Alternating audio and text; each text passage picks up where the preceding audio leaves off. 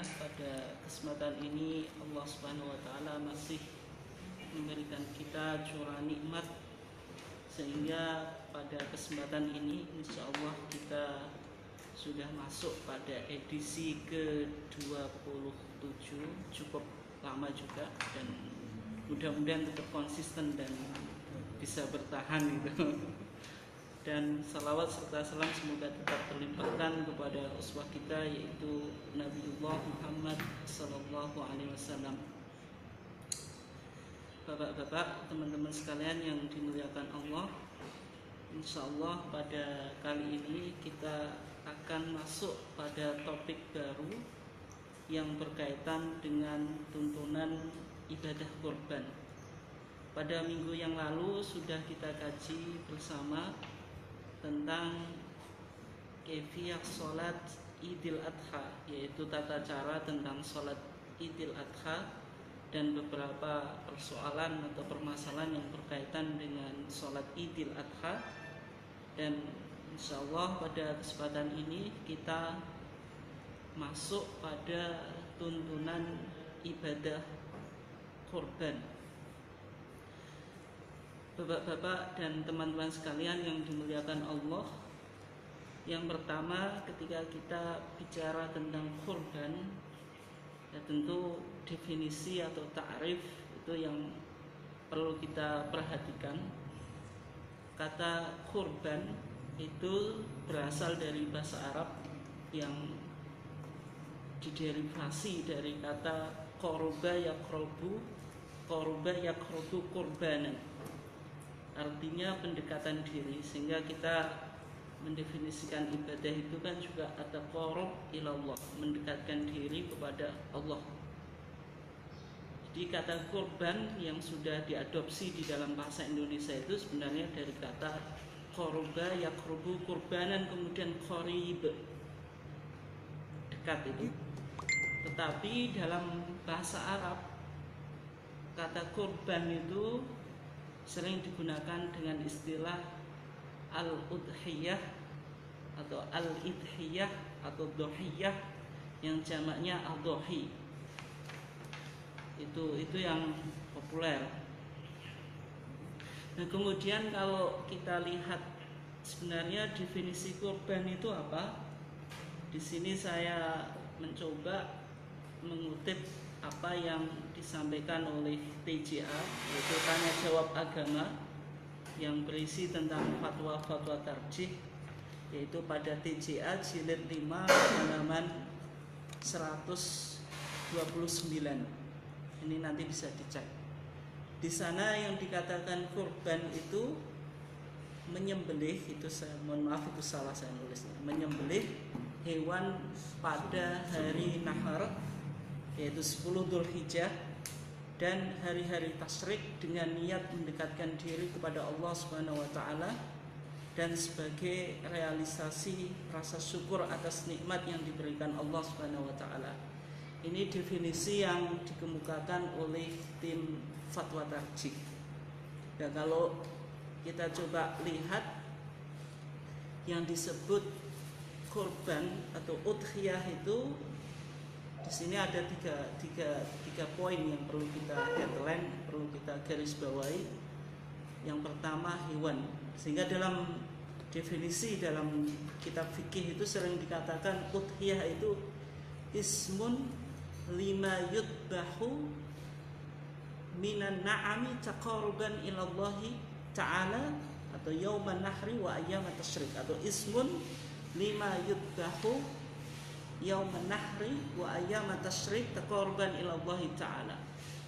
Yang disebut udhiyah atau kurban itu nama bagi binatang ternak yang disembelih pada hari nahar, yaitu tanggal 10 Dzulhijjah, wa ayyamat tasyrik, dan hari tasyrik yang 3 itu, yaitu mulai tanggal 11, 12 dan 13, taqarruban ilallah, sebagai bentuk pendekatan diri kepada Allah. Jadi ada 3 poin, ada 3 poin yang perlu kita pahami.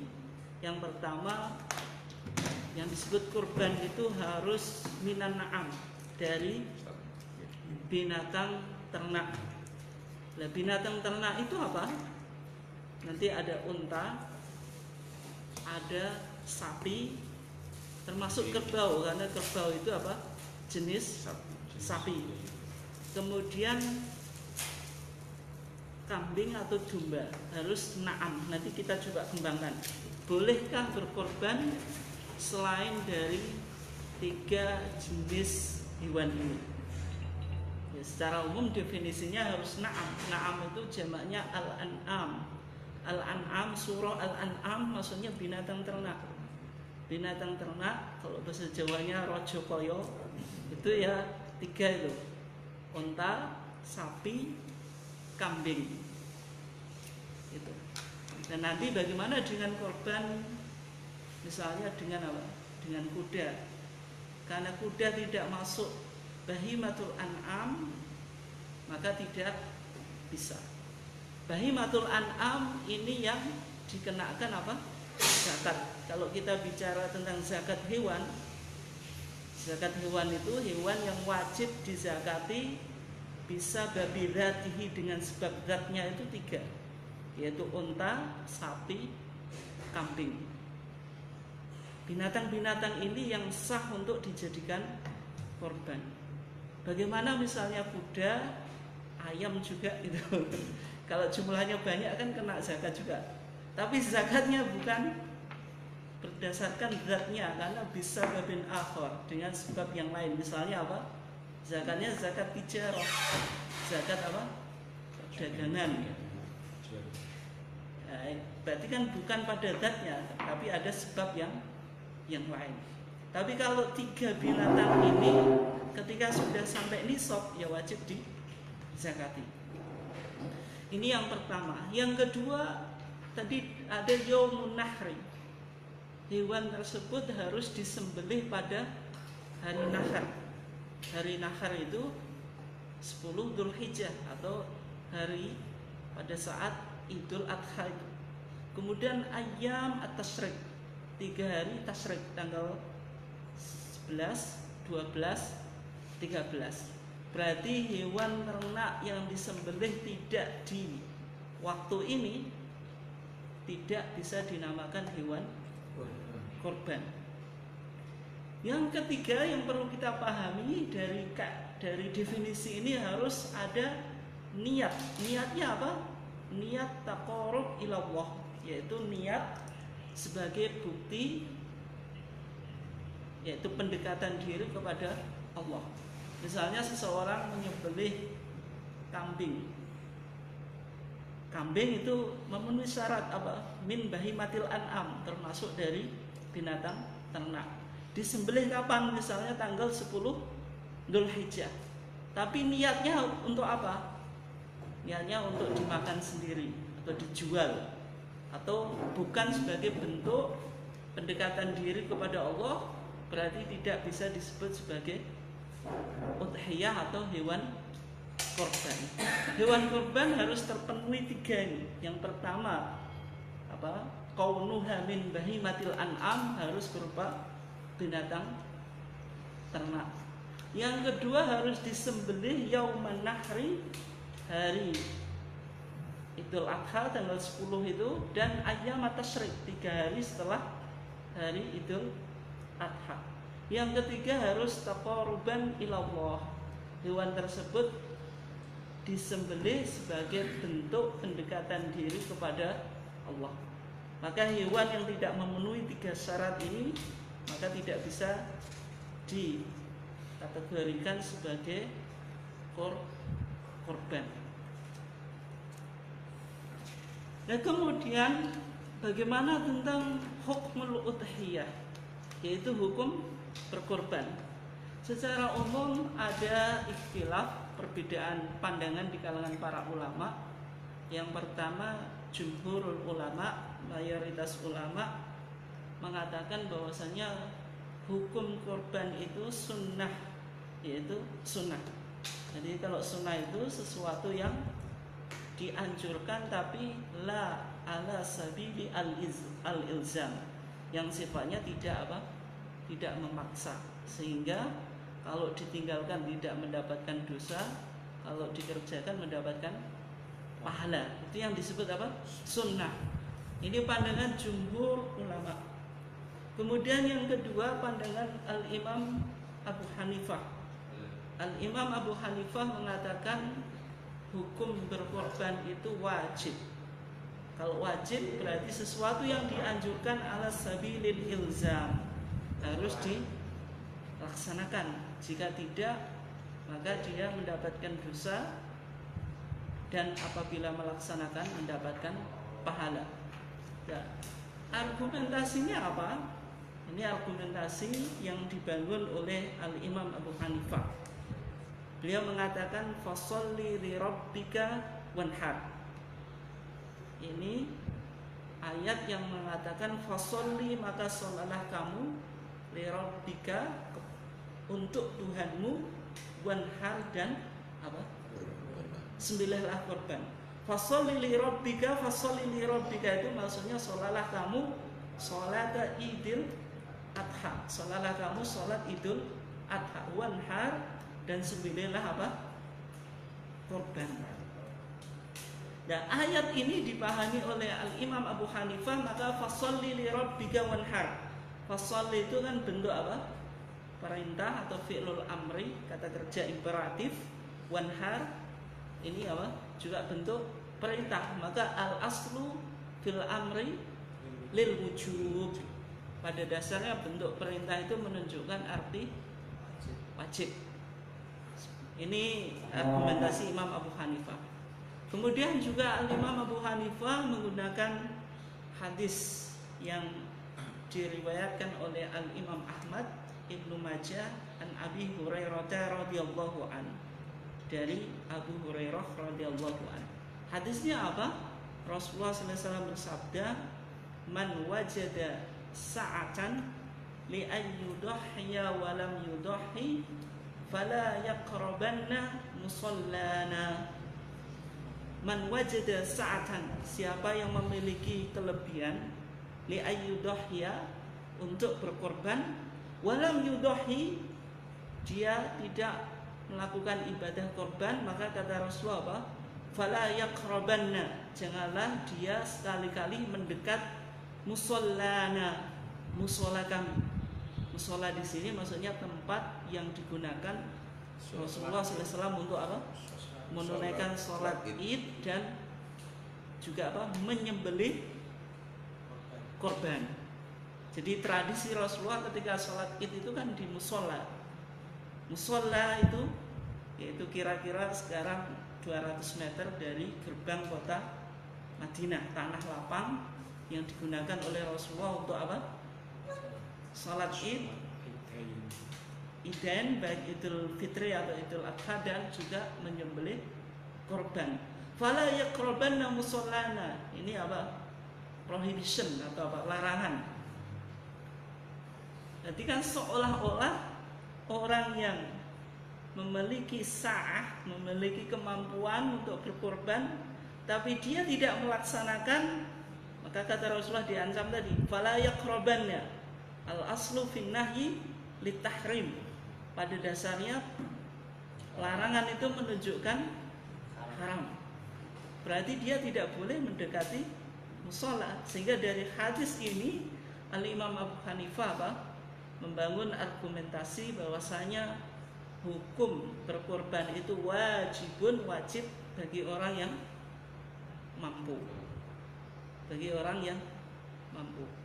Nah, kemudian bagaimana dengan pandangan yang diyakini atau dipahami oleh MTT, Majelis Tarjih dan Tajdid? Di dalam edaran MTT itu, edaran Idul Adha dan korban itu dijelaskan tentang hukum korban. Tapi di TJA itu disebutkan Majelis Tarjih tidak mengatakan hukum spesifik tentang korban. Yang penting korban itu dianjurkan, apakah sunnah atau wajib itu perdebatan ulama biasanya kan tarjih tidak masuk di wilayah itu, yang penting dilakukan. Tapi karena ideran ini berkaitan dengan hal yang sangat penting, berkaitan dengan Idul Adha di masa pandemi ini, maka dipertegas hukumnya apa, sunnah muakkadah. Sebagaimana misalnya sholat Ijen kemarin kan dikatakan sunnah muakkadah. Secara umum kalau kita kaji di TJA tanya jawab agama, jarang majelis tarjih apa mengeluarkan hukum status ibadah itu secara spesifik. Sehingga kalau kita baca di HPT ini, maka majelis tarjih tidak berbicara hukum secara spesifik, jarang, meskipun terkadang ada. Misalnya sholat ya tidak membahas rukun, syarat, kemudian mana yang sunnah, mana yang wajib, kan tidak disampaikan secara umum karena HPT itu bersifat apa? Global. Tapi di edaran itu yang bapak-bapak bisa lihat itu dikatakan hukum berkorban itu sunnah muakkadah, sunnah yang ditekankan. Sunnah muakkadah itu sunnah yang mendekati hukum wajib. Nah, argumentasinya apa? Kita lihat di sini. Di situ MTT mengutip hadis dari Ummu Salamah. Anna Nabiyya sallallahu alaihi wasallam qala idza dakhalatil ashru. Rasulullah bersabda, apabila telah masuk al-ashru, 10 hari dari apa ini? Dari bulan Dzulhijjah. Wa arada ahadukum, dan seseorang di antara kamu menghendaki ayyudhhiya, untuk berkorban, fala yamassa, janganlah dia menyentuh, min sya'rihi, dari rambutnya, wa basharihi, dan kulitnya, syai'an, maksudnya jangan menyentuh, bukan menyentuh ini, memotong atau menghilangkan, bukan menyentuh. Fala yamassa min sya'rihi wa basharihi syai'an. Nah, kalau kita lihat di hadis ini, berarti apa? Ada kata wa arada ahadukum, seseorang di antara kamu menghendaki. Menghendaki untuk apa? Untuk berkorban. Bolehkah sesuatu yang wajib itu digantungkan, dita'alluqkan dengan iradah, dengan kehendak? Boleh nggak? Saya misalnya sholat apa? Sholat wajib, sholat subuh. Kalau menghendaki silahkan, kalau enggak ya enggak apa-apa. Boleh nggak? Hah? Enggak boleh. Tapi dalam konteks ini Rasulullah kan mengatakan idza dakhalatil ashr, apabila 10 Dzulhijjah itu sudah masuk. Wa arada ahadukum ayyudhhiya, dan seseorang di antara kamu menghendaki untuk berkorban. Jadi korban itu dikaitkan dengan apa? Kehendak. Dan sesuatu yang dikaitkan dengan kehendak, hukumnya wajib atau tidak? Tidak, karena al-wajibu laisa mu'allaqan bil iradah. Wajib itu tidak mungkin digantungkan dengan kehendak. Mau nggak mau ya harus dikerjakan, itu kan wajib. Nah, dari hadis ini berarti bisa dipahami hukum korban itu tidak wajib. Ini yang pertama. Kemudian argumentasi yang kedua, ini saya langsung poinnya aja. Rasulullah dalam sebuah hadis dikatakan ketika berkorban, Rasulullah menyembelihnya membaca bismillah, Allahu akbar, Allahumma hadza anni wa amman lam yudhi min ummati. Rasulullah bersabda ketika menyembelih korban, Allahumma ya Allah, hadza anni, maksudnya ini korbanku, wa amman, dan dari orang lam yudhi, tidak berkorban, min ummati, dari umatku. Berarti statement atau pernyataan Rasulullah ini membolehkan umatnya tidak berkorban atau tidak? Boleh. Membolehkan, karena Rasulullah apa? Menjadikan korbannya untuk dirinya sendiri dan umatku. Kalau korban itu wajib, pasti tidak mungkin Rasulullah apa? Memberikan korbannya untuk umatnya. Wa amman lam yudhahi min ummati, berarti Rasulullah ada sunnah disebut takririyah. Rasulullah mengakui di antara umatnya ada yang tidak berkorban. Berarti hukum korban apa? Sunnah. Dan bagaimana dengan hadis yang dikutip oleh Al-Imam Abu Hanifah tadi? Man wajada sa'atan li ayyudhhiya falam yudhhi fala yaqrabanna musallana. Hadis itu muhtalafun fi sihhatihi. Diperdebatkan apa? Kesahihannya. Sebagian menganggap hadis ini mauquf. Mauquf itu tidak sampai pada Rasulullah, berhenti pada seorang sahabat. Siapa yang meriwayatkan tadi? Ahmad. Enggak sahabatnya. Abu Hurairah. Hurairah. Ada yang mengatakan mauquf, ada yang mengatakan marfu. Kalau hadis ini sampai kepada Rasulullah misalnya, meskipun di buku ini kan juga dikutip oleh HPT, berarti menunjukkan Majelis Tarjih tidak mempermasalahkan hadis tersebut. Kalau hadis tadi seandainya sampai pada Rasulullah tapi bukan pada sampai hukum wajib, karena di hadis yang lain kan ada dua hadis yang kita kutip di sini menunjukkan bahwasanya kurban itu tidak wajib. Gitu. Nih ya, ini argumentasi yang dibangun oleh Majelis Tarjih. Kemudian kalau kita berbicara tentang binatang kurban, yang pertama berkaitan tentang macam-macam binatang kurban. Sebagaimana dalam definisi tadi. Definisi itu penting sekali, karena definisi itu harus ayyakuna jami'an mani'an. Definisi itu harus to include, memasukkan semua yang berkaitan apa yang kita definisikan. Terus to exclude, mengeluarkan apa-apa yang tidak berkaitan dengan definisi. Ini salah satu syarat dari definisi itu kan ayyakuna jami'an mani'an. Sebagaimana yang sudah kita sampaikan tadi, definisi kurban kan hewan yang disembelih dari bahimatul an'am pada hari nahar dan hari-hari tasyrik sebagai bentuk apa? Pendekatan diri kepada Allah. Ismun mimma yudbahu minan na'ami taqarruban ila Allah Ta'ala, atau minan na'ami yauman nahri wa ayyamat tasyrik taqarruban ila Allah Ta'ala. Sehingga binatang yang disembelih itu harus bahimatul an'am, binatang ternak. Jadi kita sudah sampaikan yang pertama unta, yang kedua sapi, dan bagaimana kerbau? Kerbau jenis sapi.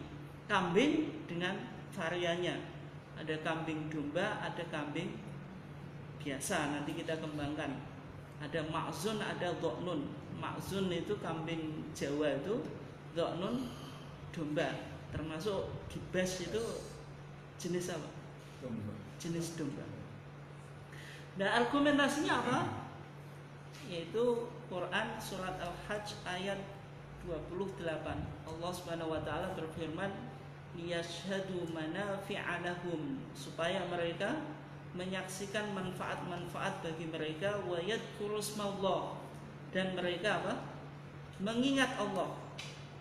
Mengingat Allah termasuk apa? Melakukan kurban fi ayyamin ma'lumat, di hari-hari yang dimaklumkan atau hari-hari yang ditentukan. Ayyam maklumat itu apa? Hari tasyrik, yaitu tanggal 11, 12, 13, termasuk juga yaum nahri atau hari Idul Adha. Kalau tanggal 1 Dzulhijjah sampai tanggal 9 itu disebut apa? Ayyamam ma'dudat, hari-hari yang terbilang, karena jumlahnya kan diketahui 1, 2, 3 sampai 9 yang di situ ada berbagai macam ibadah yang kita dianjurkan untuk melakukan. Di antaranya apa? Puasa. Sebagaimana Allah menyebut ayyamam ma'dudat ketika berbicara tentang apa? Puasa juga. Berarti tanggal 1 sampai 9 ini kan memiliki keutamaan sehingga disebut ayyamam ma'dudat. Kalau yaum nahri tanggal 10 dan ayyam tasyrik 3 hari ini disebut ayyam maklumat, hari-hari yang diketahui, ditentukan. Karena apa? Berkaitan dengan ritual, diantaranya apa? Sholat id, penyembelihan korban. Kenapa kok disebut yaum tasyrik, hari tasyrik? Tasyrik itu apa? Dari kata suruk. Suruk itu apa? Syarkun. Surup. Suruk. Syarkun itu timur. Timur itu ada apa? Ada matahari. Yang ketika kita sembelih apa pada waktu itu? Matahari terbit. Enggak, kita sembelih apa? Hewan. Hewan, daging. Karena dagingnya itu terlalu banyak, dulu suka dijemur. Dijemur itu nunggu apa? Matahari. Nunggu matahari, sehingga disebut yaum tasyrik. Itu salah satu argumentasi. Argumentasi dikalengke. Terima kasih. Juga diantaranya ulama mengatakan kenapa disebut ayyam tasyrik, penyembelihan korban itu mulainya sejak kapan? Sejak tanggal 10. Ya, maksudnya awalnya pertama. Sebenarnya Ibrahim Setelah sholat. Sholat Ya, itu apa? pasti. Hah? Sholat Idul Adha itu dimulai sejak apa? Pasti harus Setelah suruh. matahari apa? Terbit dulu.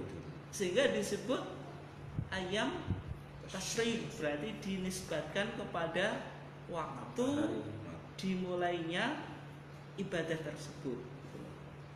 Karena kan berkaitan dengan apa? Terbitnya matahari. Itu min bahimatil an'am, sehingga kalau korban dengan selain bahimatul an'am boleh nggak? Korban dengan pitik atau ayam. Ya, karena tidak min bahimatil an'am maka tidak dianggap sebagai korban. Meskipun dalam madhabnya Ibnu Abbas itu membolehkan orang yang miskin itu berkorban dengan dajajah. Dari kosakata Indonesia ayam itu nggak masuk dalam Dengan nama ayam. Kosakata Indonesia. Ya, itu nanti apa? Karena ketika kata itu diterjemahkan kepada bahasa yang lain kan tidak mungkin equivalent seimbang 100%. Kita ini kan kaitannya dengan konteks bahasa Arab. Nah, dari unta, sapi, kambing tadi, mana yang lebih utama? Hah? domba. Yang lebih domba. Argumentasinya apa? Contoh Nabi Ibrahim.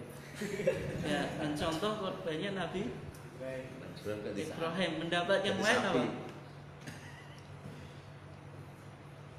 Sapi Sapi. Kenapa sapi? karena harganya lebih mahal daripada Ya. korok. Dagingnya, dagingnya lebih banyak sehingga orang korban sapi itu lebih bermanfaat untuk orang miskin, ya, gitu. Dampak sosialnya lebih besar daripada korban kambing. Nah, sekarang sapi itu kan boleh syirkah, boleh apa?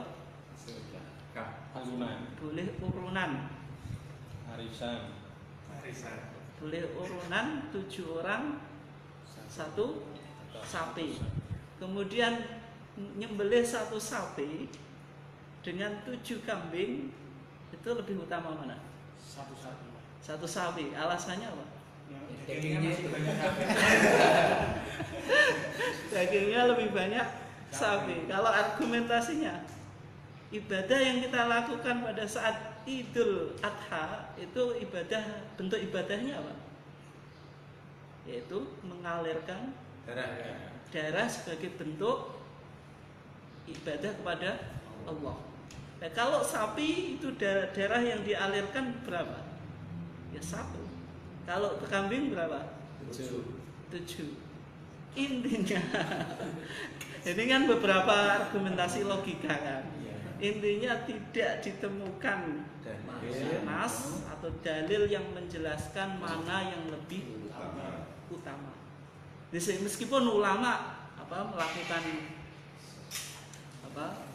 analisa mana yang lebih utama. Misalnya dalam mazhab Syafi'i dikatakan yang paling utama unta, yang kedua sapi, yang ketiga kambing. Argumentasinya apa? Likathroti al-lahmi, karena dagingnya lebih banyak. Tapi dengan syarat apa? In akhraja al-wahid kullah. Kalau seseorang itu mengeluarkan satu sapi itu semuanya enggak pakai syirkah. Meskipun pertimbangan sekarang meskipun syirkah ternyata kalkulasi dagingnya lebih banyak. Itu juga diantara argumentasi. Tapi di sisi yang lain, misalnya dalam mazhab Syafi'i dikatakan korban satu kambing lebih utama daripada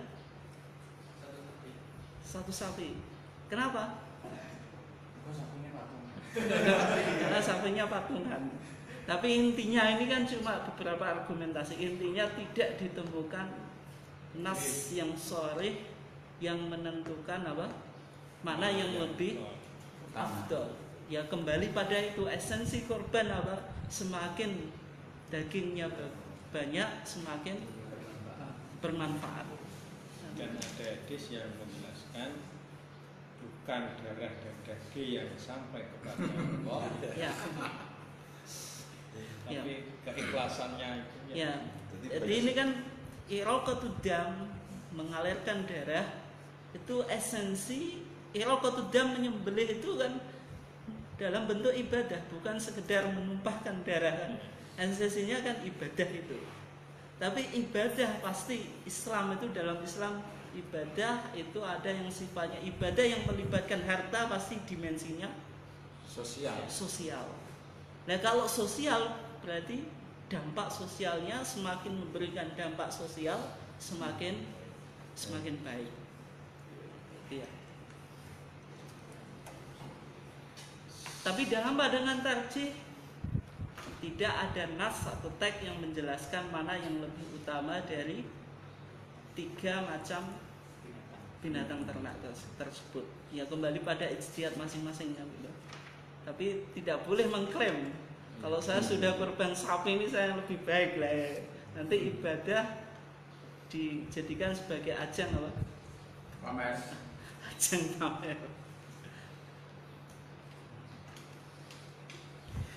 Nah kemudian yang kedua tentang sifat-sifat binatang korban. Ada beberapa sifat atau kriteria binatang korban yang digunakan, yang sah digunakan untuk korban. Salah satunya sehat. Nah, ini jelas. Yang kedua enak dipandang mata. Misalnya enak dipandang mata itu apa? Ganteng, punya apa? Punya sungu. Tanduk. Gemuknya juga luar biasa kan gitu. Mempunyai anggota tubuh yang lengkap. Tidak ada salah satu dari anggota tubuhnya itu yang hilang. Pincang saja nggak boleh, apalagi kakinya terpotong, sehingga tidak ada cacat. Seperti apa? Buta ataupun kece, picek gitu. Mohon maaf ini. Itu juga nggak boleh, buta saja nggak boleh, apalagi picek saja nggak boleh, apalagi buta. Rusak kulitnya, pincang dan sebagainya. Ini beberapa hal yang mengakibatkan kualitas hewan korban itu tidak sempurna.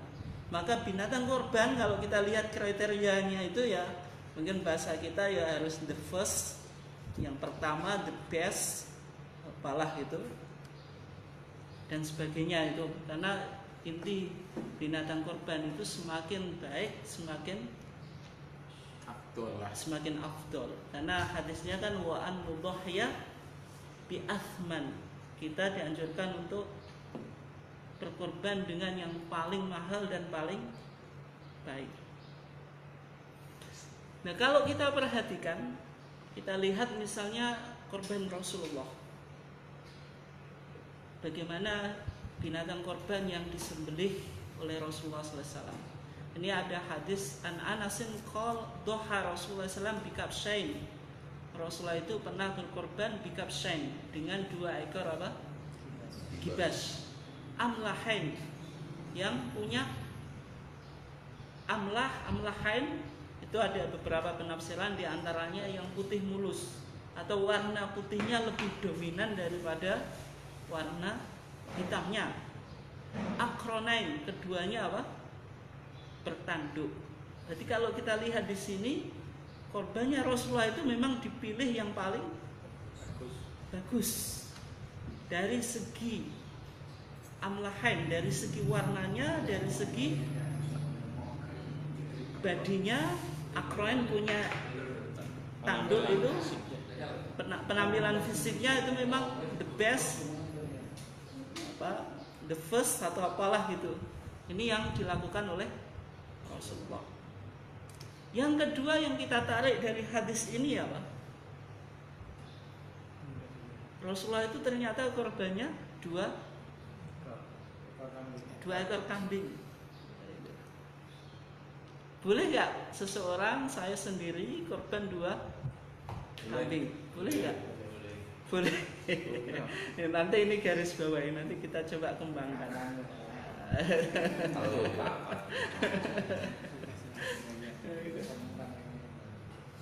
Nah, kalau kita lihat di sini di putusan tarjih di Garut 1976, ini yang masuk di HPT jilid 2 yang belum terbit itu. Di sana ada keputusan redaksinya, wa idza kana yaum al-adha wa anta azimun ala tadhiyah. Apabila hari adha sedang engkau berniat untuk korban, fatanhar, maka sembelihlah.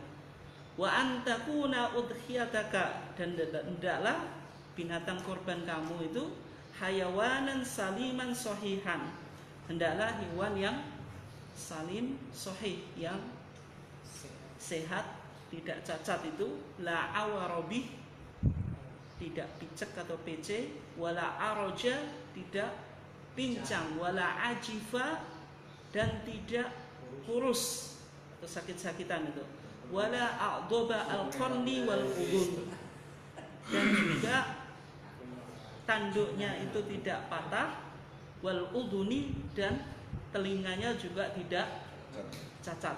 Ini beberapa hewan korban yang, ciri fisik hewan korban yang diputuskan di Muktamar Tarjih Garut 1976.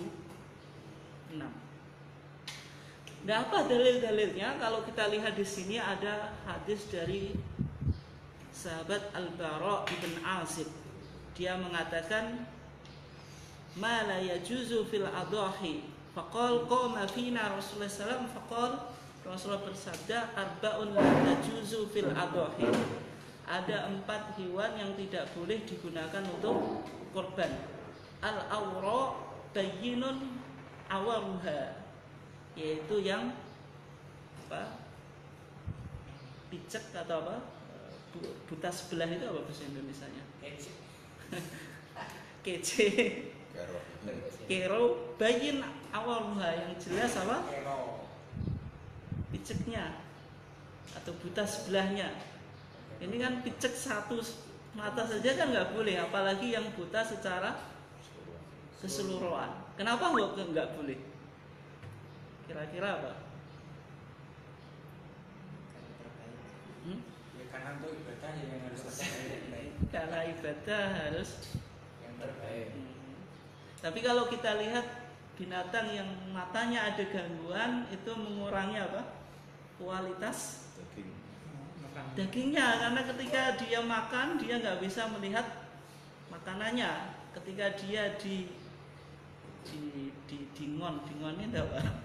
Gembala. Digembalakan, maka dia tidak bisa melihat Makanannya rumput yang baik untuk dimakan. Ini kan mempengaruhi kualitas apa? Dagingnya. Wal maridatu bayyinun maraduha. Dan yang sakit, yang sangat jelas, yang sangat nampak sakitnya. Kenapa yang sakit tidak boleh? Yang sakit pasti kurus, mempengaruhi kualitas dagingnya. Secara kualitas daging juga tidak baik kan. Kemudian al-arja bayyinun dola'uha. Yang pincang yang jelas dola'uha itu ketika dia jalan itu nampak sengkle lah bahasa Jawa ini. Pincang. Ya, pincang itu nampaknya bayin, ini kan ada bayin. Kalau dia pincangnya itu dikit-dikit saja, nggak terlalu jelas itu kan ada bayin, berarti menunjukkan sangat pincang gitu. Nah, kenapa kok nggak boleh? Pincang itu kenapa nggak boleh digunakan? Cuman gak kena gempai. Nggak kena. Kekuatan. Karena yang pincang itu ketika digembala pasti apa? Ketinggalan. Cari rumput itu ketika dikasih makan pasti dia ketinggalan apa? Temennya. Kalau ketinggalan makan itu konsekuensinya apa? Pasti kurus. Wal kasiru alladzi la tungki. Dan binatang kurus kering yang tidak ada allati la tungki itu tidak ada tidak ada sumsumnya. Kalau terlalu kurus ini tidak boleh. Dan 4 aib, 4 cacat ini semuanya berkaitan tentang kualitas daging. Itu intinya.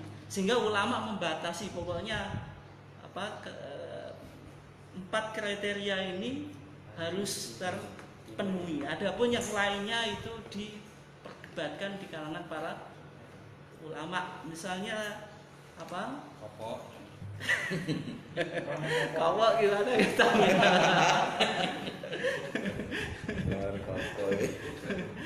Misalnya apa? Tanduknya patah dikit, ya itu diperdebatkan. Ada yang membolehkan, ada yang tidak. Tapi kalau 4 ini semuanya ulama sepakat. Karena 4 cacat yang ada di dalam hadis ini jelas mempengaruhi kualitas apa? Daging dan kegemukan hewan korban tersebut. Meskipun di dalam beberapa kasus ya mungkin saja hewan buta tapi dia gemuk. Tapi kan syariat itu berbicara dengan logika yang umum. Ada pengecualian itu ya. Berarti jika gemuk bisa. Jika Karena gemuk, sekarang itu kan bukan digembala lagi, tapi memang digemukkan. ya, tapi secara umum kan dia cacat dan tetap berkualitas karena dia kan nggak bisa melihat makanan kecuali kalau dijuju kan. Ya makanya digemukkan tadi. Meskipun di kandang. Nggak, di kandang kan makanan ditaruh di depannya kan tetap dia nggak bisa melihat makanan secara baik. Yang kedua, namanya ibadah ketika ada cacat, meskipun dia gemuk, tetap kualitasnya berkurang. Pasti ada orang yang bilang, oh, gemuk tapi sayangnya misalnya meskipun gemuk tapi kakinya hilang satu kan tetap diwadani saja. 4 syarat ini berarti syarat mutlak. Ini syarat mutlak yang harus terpenuhi. Tapi keterangannya ada bayyinun. Bayyinun itu harus jelas. Tapi kalau misalnya butanya nggak begitu jelas, meskipun ketika dikaji ya misalnya kita ini buta tapi butanya picek tapi nggak begitu jelas, itu ya nggak apa-apa. Atau dingklang, pincang tapi dia nggak ketinggalan ketika digembala, masih normal, cuma hanya agak itu kayak misalnya kesleo medun kol. Ini kan ada kata bayyinun, berarti menunjukkan kalau sedikit itu tidak tidak apa-apa. Ini buat Nah, itu ada Pak. Hmm. Orang kita bilang sangklir itu ya nyusu. Nah, ya. Kontrolnya cuma satu. Hmm. Itu yang satunya ke bawah, yang satunya itu berada di Mendahului. atas. Terus Ndoke, ada yang ndoke. songkel. Orang bilang songkel itu iganya yang paling ujung itu nggak sampai, ya nggak sekor, hanya separuh. Tapi nggak apa-apa. Dan dua-duanya itu saya pernah punya. biasanya murah. Dan yang songkel itu laku 24 juta. Hmm. Yang sangklir yang kontrolnya cuma satu kemarin laku 20,5. Ya. Karena fisiknya bagus, gemuk. Nah, itu kategori cacat enggak. Mau saya nunggu korban sudah dipengaruhi sama tengkulak. Ki sesuk Pak nunggu korban jelas diwodo wong ngomong kontrol emosi tok. Akhirnya saya minder itu sebelum korban tak jual kemarin. Ya. Itu kategori cacat atau tidak? Padahal Bukan masuk situ ya, kamu sempat. enggak masuk itu. Kamu masuk 4 itu. Ya, yang pertama tadi kan yang satu alat kelaminnya hilang. Nah, bagaimana kalau hewan yang dikebiri? Boleh nggak itu? Dikebiri kan jelas itu kan masih ada. Kalau kebiri itu kan nggak bayin, Pak. Nah, Nggak bayin. Kalau aku nggak ngerti kok ya. ya dikebiri itu kan nggak punya apa? Nggak punya Hanya dia nafsu seksualnya kelamin. muncul. Itu boleh nggak?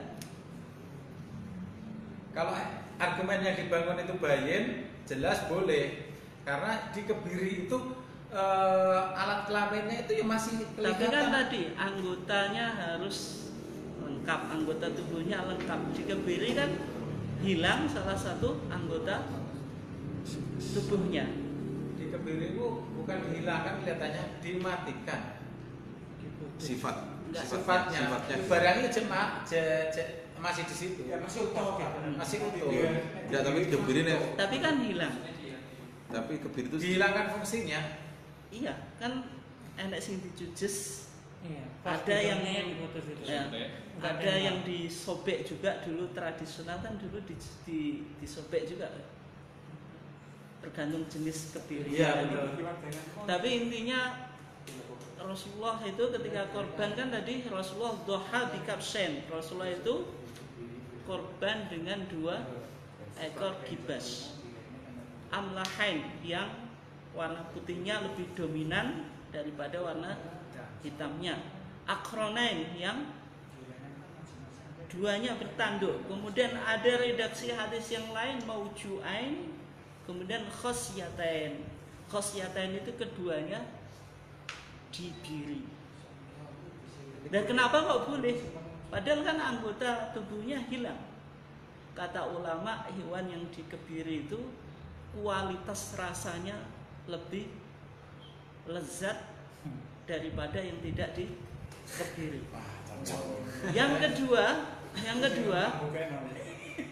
Yang kedua apa? Hewan yang dikebiri ketika tidak punya nafsu seksual yang tinggi, itu secara otomatis nafsu makannya lebih besar, lebih dominan. Pasti apa? Makannya banyak. Gemuk. Yang ketiga, anggota tubuhnya yang hilang itu diganti dengan apa? Tercover dengan dagingnya tadi. Yang keempat mungkin logikanya ini kalau kita nggak begitu rasional. Apa? Kesucian. Karena apa? Kelamin itu dalam tradisi Arab itu tidak dimakan, meskipun kalau kita oh ya aneh. Apa di sana gitu tradisinya? Apa menghormati atau nggak di sana kan jeroan itu kan tidak dimakan kan. Iya. Kalau kita jeroan kan sebagai makanan favorit. Favorit. padahal ini ora jeruan. Enggak, ini kan analisa, mungkin di satu tempat dengan tempat yang lain berbeda. Tapi yang jelas Rasulullah dulu korban dengan yang hewan yang dikebiri. Kalau tadi apa bahasanya sengkler? Sangkler. Sangkler ya. Sangkler. Sangkler itu ya sangkler. Daunnya cuma satu, yang satu ke bawah bagus, Yang satu kecil, yang satu kecil di atas. Iya. Tapi itu Nah, dari lain sangkler dengan kebiri itu beda. enggak, maksudnya nilai kualitasnya lebih rendah mana? Saya kira kok berdiri malah enak kok. Kalau sengkler kan sejak awal, Iya. sejak lahir bawaan. Ya, Kalau kebiri kan ya. memang sudah dibuat. Dibuat, tapi ulama mengatakan mengebiri hewan kalau masih kecil itu boleh. Tapi kalau sudah besar itu tidak menisan arah diperbolehkan.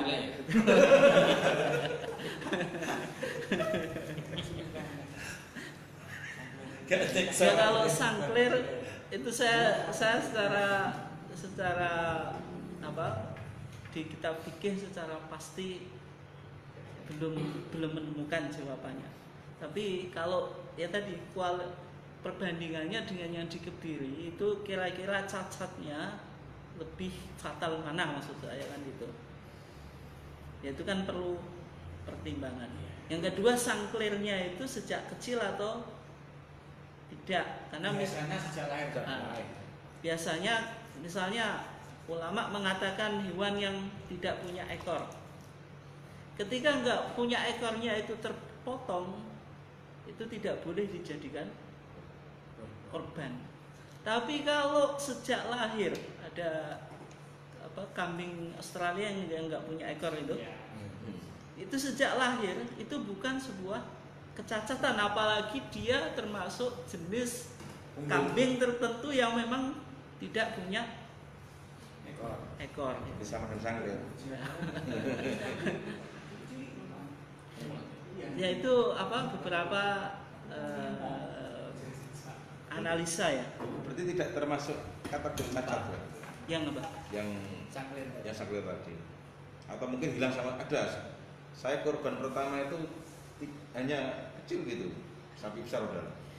Yang sangkler kan yang 4 tadi itu memang ketika digunakan korban la tujzi, tidak sah. Tapi selain 4 itu ulama mengatakan sah tapi ma'al karoha, sah tetapi dimakruhkan. Kenapa dimakruhkan? Karena kualitasnya belum sampai kualitas yang the best one atau the first atau apalah itu, karena masih dicacat. Nah, untuk mono dijot.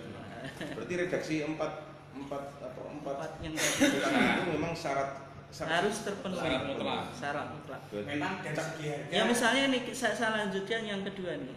Nah Rasulullah SAW ayyudhhiya bi atba al-udun wal qaran. Rasulullah itu melarang seseorang berkorban dengan atba al-udun. Maksudnya telinganya itu terpotong atau hilangnya lebih banyak. Masih punya telinga tapi hilangnya lebih banyak. Qaran, patah tanduknya. Patah tanduknya ini yang perdebatan. Dalam mazhab Syafi'i itu dilihat dulu. Kalau tanduknya itu mempengaruhi kualitas dagingnya, mungkin patah, karena dia patah sakit kemudian nggak bisa gemuk, itu tidak sah. Tapi kalau sekedar robek, tidak mempengaruhi kambing itu dianggap tetap sah. atau patahnya menjelang dilaksanakan kurban malam hari ya misalnya. Ya, maksud saya yang di dalam hadis ini ulama mengatakan ini kan diperdebatkan. Misalnya di kupingnya ada cacatnya, di tanduknya. Meskipun tarjih mengatakan ini dimasukkan kualitas di kriteria hewan yang korban, tapi dua hal ini diperdebatkan di kalangan para ulama, sehingga sebagian ulama mengatakan hewan yang punya cacat di dua hadis yang disebutkan ini dia tetap sah tapi makruh gitu. Tapi kalau 4 yang tadi ketika tidak terpenuhi ya korbannya tidak sah. Misalnya pincang. Pincang itu arojin fil hal dalam mazhab Syafi'i itu. Pincang ketika kita mau potong. Ternyata saking semangatnya ngempet Jegal. jegal itu ternyata kakinya apa keinjak atau apalah keselio akhirnya dingklang. Madzhab Syafi'i tidak sah meskipun mau dipotong karena sudah disebut apa? Sudah disebut apa? Gelembung iki terus wis Enggak, sudah disebut pincang. Pincangnya berarti meskipun pas hari H juga tidak. Iya, meskipun mau disembelih tadi. makanya tidak Menurut madzhab Syafi'i. Syafi'i gitu. Tapi ini kalau kok apa sebabnya karena pengaruh di daging kan mesti tidak ada pengaruhnya kan ya? Sudah menjelang itu. Termasuk yang tanduk patah itu di malam hari gabrukan itu kan ada yang patah misalnya. Ya. Berarti kan tidak ada pengaruh di daging. Ya, kalau tanduk kan masuk yang kriteria kedua perdebatan. Yang maksud saya yang pincang tadi kan harus disepakati. Semua ulama sepakat tidak boleh kalau ada cacat yang 4 tadi. Redaksi 4 itu memang harus terpenuhi. Mutlak. Kemudian selanjutnya nanti kita coba diskusikan lebih dalam habis ini. Yang ketiga tentang kriteria umur. Hewan yang sah untuk dijadikan korban itu harus musinnah. Musinnah itu apa? Kita lihat. Kalau unta itu 5 tahun atau lebih. Kalau 5 tahun berarti sudah genap 5 tahun masuk ke 6. Sapi 2 tahun berarti sudah genap 2 tahun masuk ke 3. Kambing atau domba. Ini kalau kita lihat di tarjih redaksinya majawazas sana, yaitu 1 tahun, genap 1 tahun atau lebih. Kalau tarjih tidak diperinci. Tapi dalam madzhab Syafi'i kambing itu ada 2. Yang pertama do'nun. Do'nun itu jenis domba.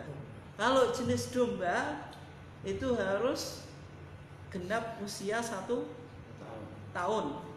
Atau boleh dia masih jaza. Jaza itu masih kecil, tapi ada 2 syarat. Yang pertama harus usianya 6 bulan ke atas. Yang kedua, gigi yang depannya itu sudah poel bahasa Jawanya kan itu. Meskipun belum 1 tahun itu boleh, tapi harus dia jenis domba, termasuk apa? Gibas. Kalau wedusnya itu wedus Jawa, itu dia usia 2 tahun atau lebih, itu dalam madzhab Syafi'i.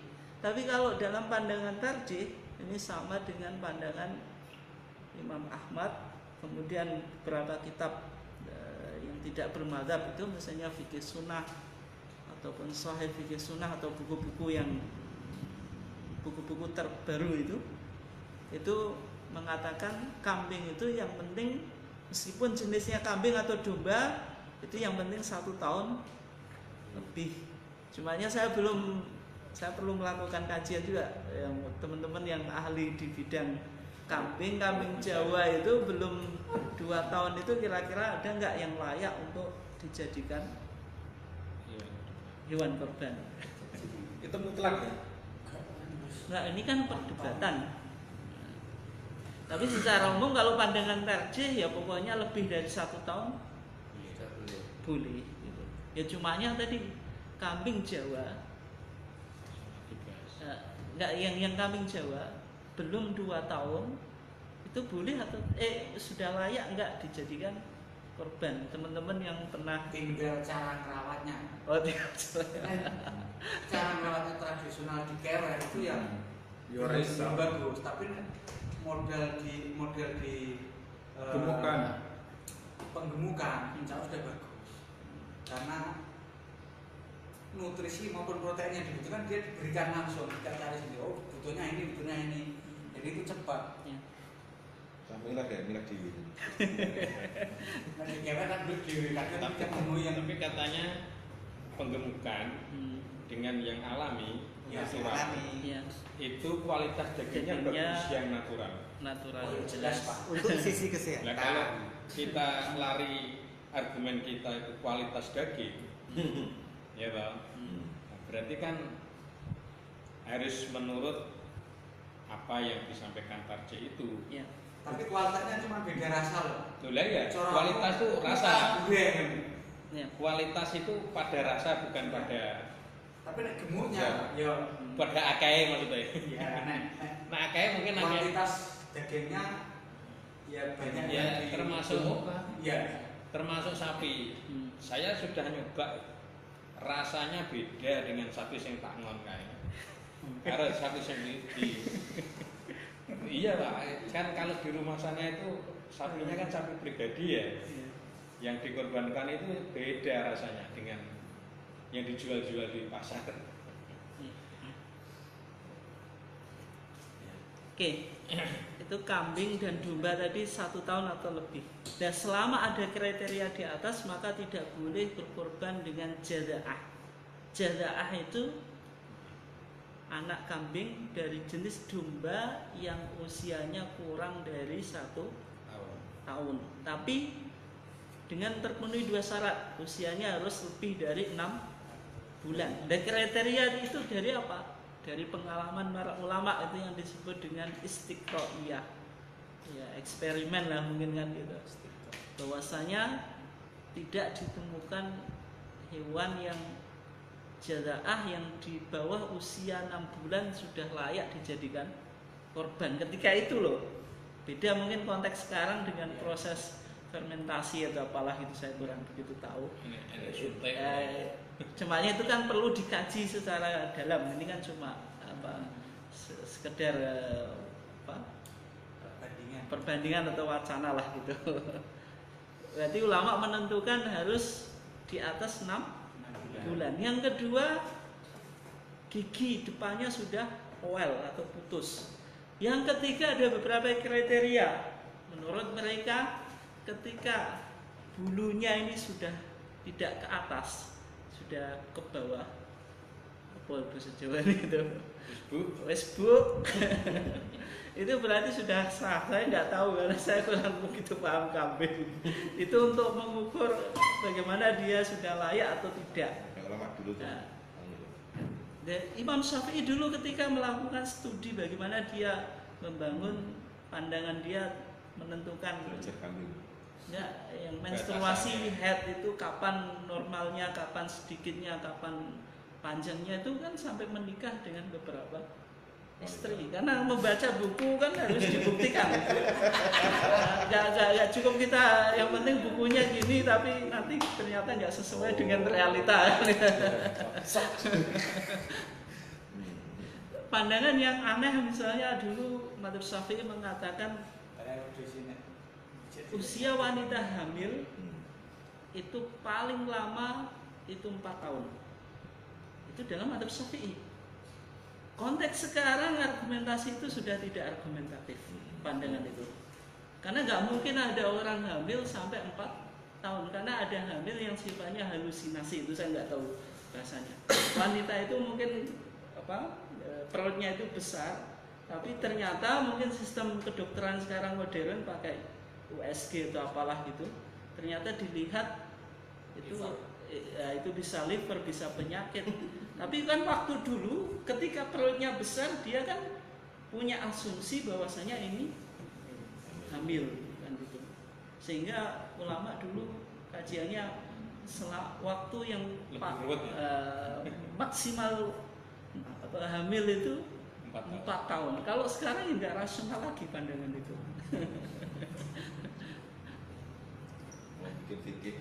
Fikih wanita berarti ya, wanita bagi sebanyak-banyaknya. Fikih itu susahnya semacam itu. Ya kalau kita lihat misalnya di putusan Muktamar Garut 1976, di sana dikatakan tsumma in kana ma'zan aw dha'nan. Kalau hewan korban itu ma'zan berarti kambing Jawa, aw dha'nan atau domba, taharaita minhu ma jawaza sanah. Engkau pilih yang ma jawaza sanah. Sudah lebih 1 tahun. Ma jawaza itu pokoknya 1 tahun genap terus usia kedua itu. Wa in kana baqaratan, kalau hewan kurban itu sapi, taharaita minha engkau pilih ma dakhalat fi tsalitsa, sapi yang masuk pada tahun ketiga, berarti sudah 2 tahun penuh masuk ke 3. Tapi untanya kenapa nggak ada? Ya itu jawabannya. Kenapa nggak ada disebutkan unta? Karena ini kan konteksnya tarjih itu fikih keindonesiaan. Kalau untanya nggak ada, ya ngapain di? Pas Arab dulu lah. Berarti kan intinya tidak dibedakan antara kambing domba dengan kambing Jawa. Batasannya apa? Majawaza as-sanah, yang lebih dari 1 tahun. Itu kriteria usia. Nah, kalau kita lihat apa dasarnya? Ini dasarnya ada hadis dari Jabir. Rasulullah mengatakan la tadbahu, janganlah engkau sembelih illa musinnatan, kecuali yang sudah musinah. Musinah tadi apa? Kalau unta apa? 5 tahun, sapi 2 tahun, kalau kambing 1 tahun lebih. Illa ayya'sura alaikum, kecuali engkau tidak mendapatinya. Ketika tidak mendapati apa? Fatadbahu, maka sembelihlah jada'atan minal dha'ni, yaitu anak kecil kambing dari jenis kambing domba. Kalau kita lihat hadis ini, kan seakan-akan asal hewan korban itu yang musinah. Kalau tidak ditemukan musinah baru kejadaan. Tapi kalau kita sejak awal jadaah langsung boleh nggak? Nggak boleh. Tapi pandangan jumhur mengatakan perintah ini lil istihbab, kesunahan saja, tidak harus dilalui. Maksudnya tidak harus dicari musinah, ketika tidak musinah baru jadaah. Karena perintah di sini dipahami perintah ke sunahan saja. Tapi memang ya lebih selamatnya yang musinah saja. Gitu. Nah, kemudian tentang jumlah binatang korban. Ya, ini kaidah umumnya bahwasanya 1 ekor kambing atau domba itu mencukupi 1 orang. Kalau 1 ekor unta atau sapi boleh 7 orang. Saya kasih boleh. Boleh itu berarti boleh syirkah. Kalau 1 orang 1 sapi juga enggak apa-apa, enggak harus. 2 sapi juga enggak apa-apa. Tetapi diperbolehkan berkorban dengan nama 1 orang atau keluarganya. Maksudnya apa? Saya menyembelih 1 hewan, saya niatkan untuk diri saya dan keluarga. Korban atas nama keluarga itu diperbolehkan. Nanti kita coba lihat apa dasarnya. Jadi korban dengan nama keluarga itu diperbolehkan. Dan juga diperbolehkan bagi sekeluarga berkorban dengan 2 kambing dan seterusnya. Ini ya jelas. Sebagaimana Rasulullah tadi korbannya apa? 2 ekor gibas. Kalau kita menggunakan kaidah umum ya berarti 1 orang 1. Tapi kenapa Rasulullah 1 orang pakai 2 gitu. Ini kaidah umum. Ini kalau kita lihat di sini dalilnya kalau unta itu antara 7 sampai 10. Kalau sapi itu 7 orang. Ini kalau syirkah. Maksudnya apa? Ini saya nggak usah baca hadisnya biar cepat. Maksudnya apa? Unta itu 1 riwayat mengatakan wal badanatu an sab'atin, 1 riwayat wal badanatu an asyratin. Ulama memahami bagaimana? Ulama memahami ketika ada 2 hadis yang seolah-olah kontradiksi, itu dilakukan apa? Thariqatul jam'i wa tarjih atau taufiq. Thariqatul jam'i wa taufiq. Caranya bagaimana memahaminya?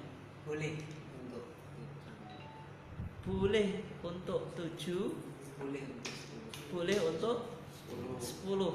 Berarti apa? Di situ paling maksimal apa? 10. Kalau 7 minimal. Itu kalau syirkah itu metode yang pertama. Yang kedua apa? 7 dan 10 itu dalam konteks sembelihan apa?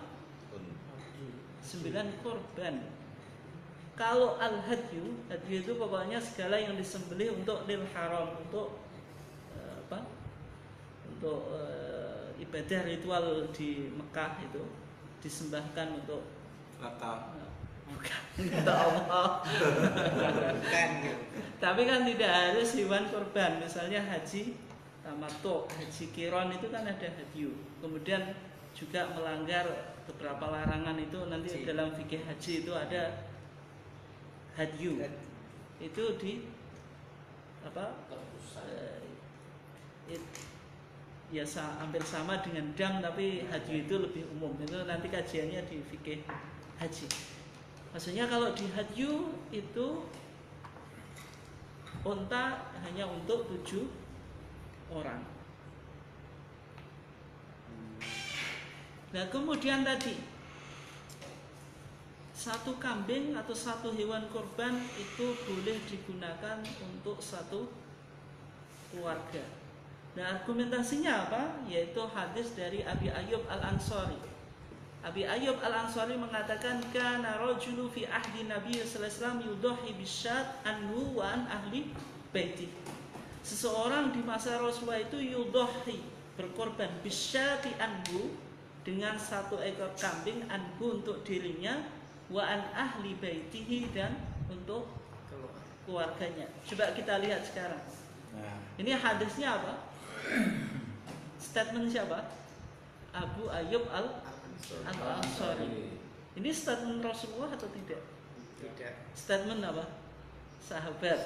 Berarti hadisnya apa? Mauquf. Hadis mauquf. Hadis mauquf itu boleh dijadikan dalil atau tidak?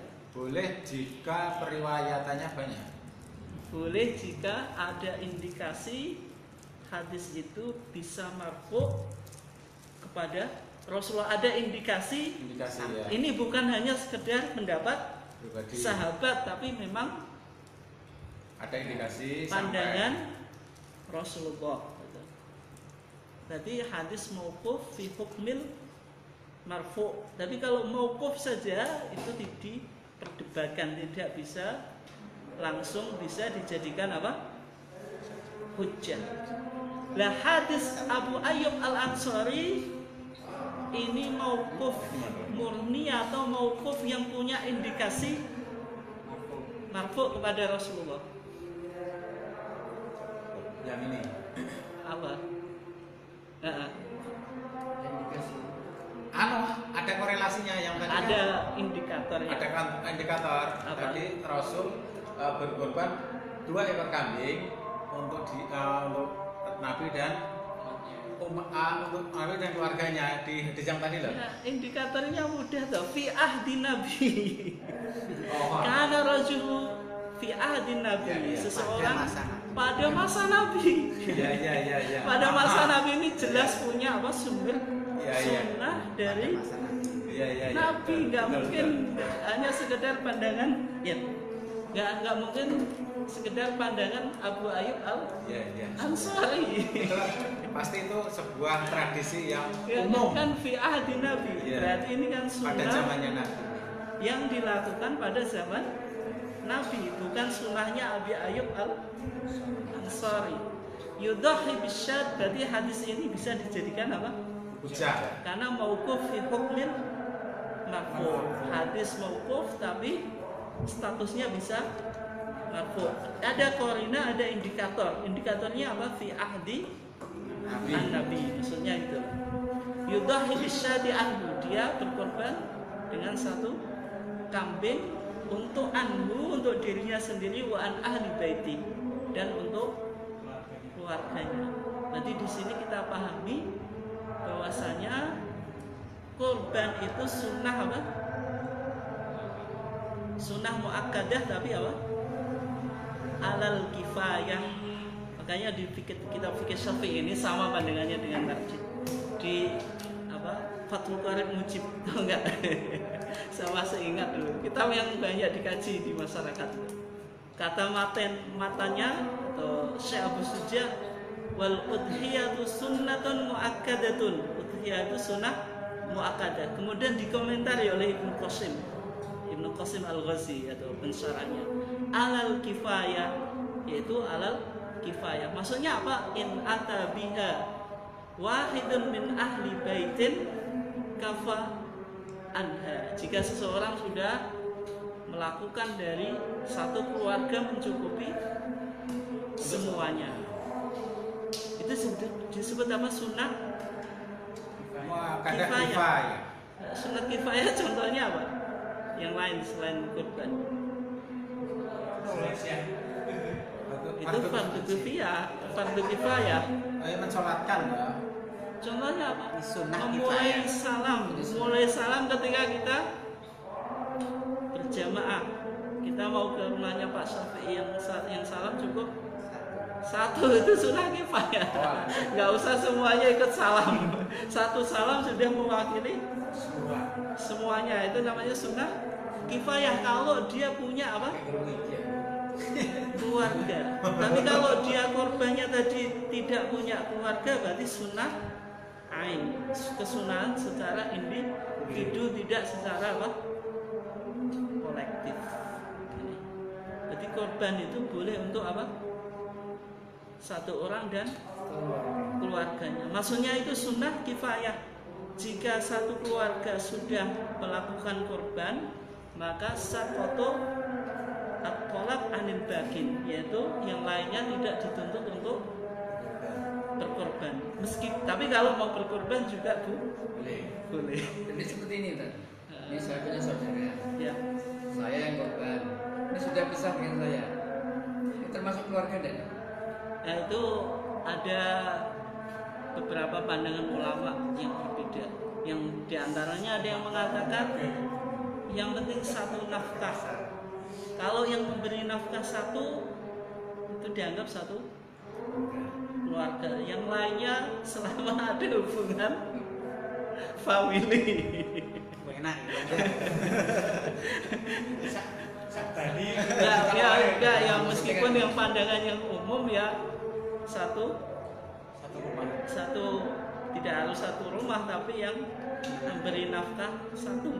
Karena bisa jadi bapak kita di luar rumah tapi kita yang memberi nafkah, karena yang dibebankan tadi kan korban yang punya kemampuan itu kan hubungannya dengan apa? Dengan nafkah tadi kan gitu. Nah, sehingga korban dengan atas nama keluarga itu diperbolehkan. Jadi kalau kita lihat di sini apa? Syirkah itu bisa dua macam. Nah, saya mau tadi bilang ta'arud, Pak. Aku harus ngomong ke jam sakmene. Syirkah itu ada dua macam.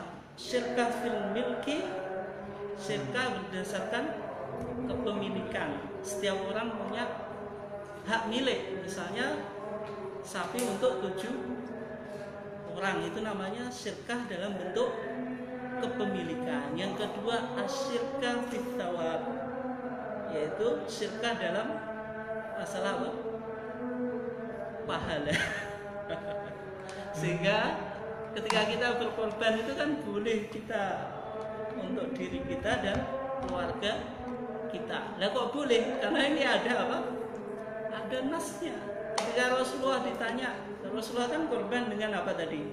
Dengan 2 ekor kibas, amlahain, akronain.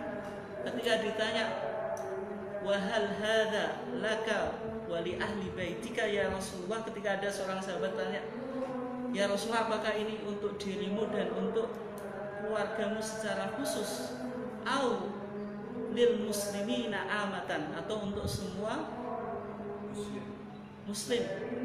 Maka Rasulullah, bal li ammatil muslimin, bahkan korban saya ini untuk semua apa? Umatku. Ini kan argumentasi teks bahwasanya apa? Hukum mensyirkkan mensyirkahkan pahala di dalam kurban itu boleh. Nah kok boleh? Nah, karena ada dalilnya secara apa? Secara khusus. Meskipun meskipun ini dengan saya kalau tarjih belum membahas. ya itu silahkan yang lain kalau mau apa memperdalam.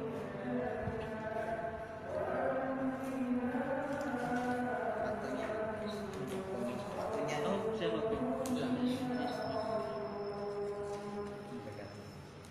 Ya kalau sudah saya cukupin sekian, saya kembalikan ke Pak Syafiq. Terima kasih Ustaz Umar apa yang kita pelajari pada hari ini. Mudah-mudahan bermanfaat bagi nambah pengetahuan kita, utamanya tentang pelaksanaan kurban dan jenis-jenis hewan yang memang sudah dituntunkan oleh Rasulullah SAW. Mari kita tutup dengan membaca hamdalah. Alhamdulillah.